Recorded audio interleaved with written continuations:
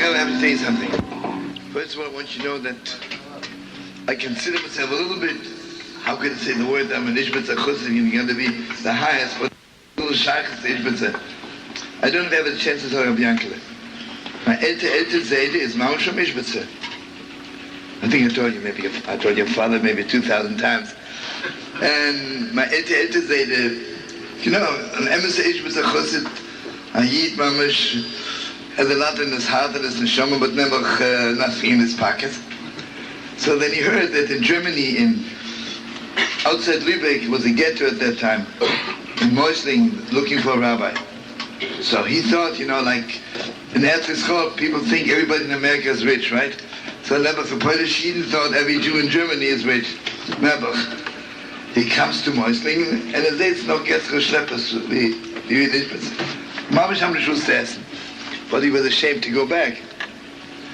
The greatest thing is, how did he have, in those days, to get from Ishbitza to Meusling, it's a long way, you know. Meusling is on top of Hamburg, it's a long way.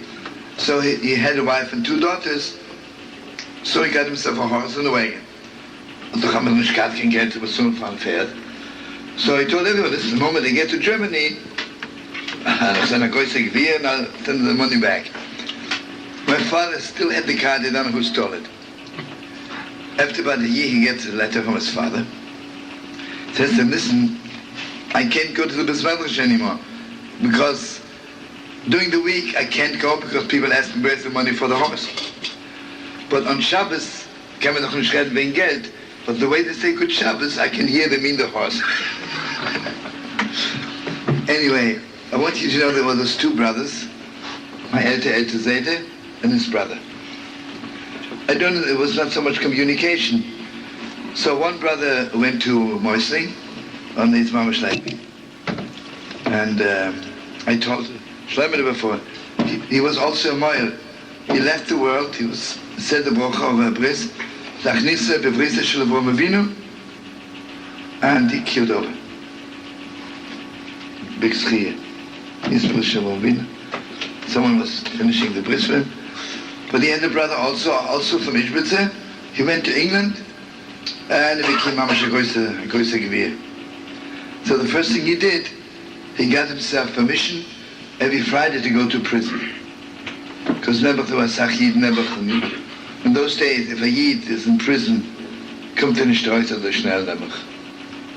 So Mamash, he filled his pockets with fish, with challah. Since he was very rich, he had protection. He would come and bring the Yidden Mamash food l'kovet Shabbos. One time he went to prison, and there he saw a Yid is accused of murder. And my great uncle knew it's Mamash Sheker v'cholav, the Hungarian Yid, Nebuch. And he knew this Yid will never come out of prison. So he thought, I'm an English citizen, I'll manage.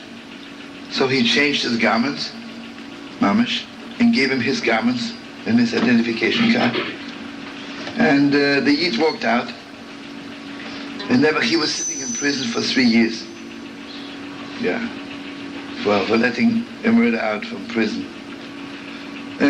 But the saddest thing, he says, I don't mind sitting the 3 years in prison, but what hurts me the most, they took away his permit to go to prison on Friday to bring Essen for the Yid on Shabbos, you know.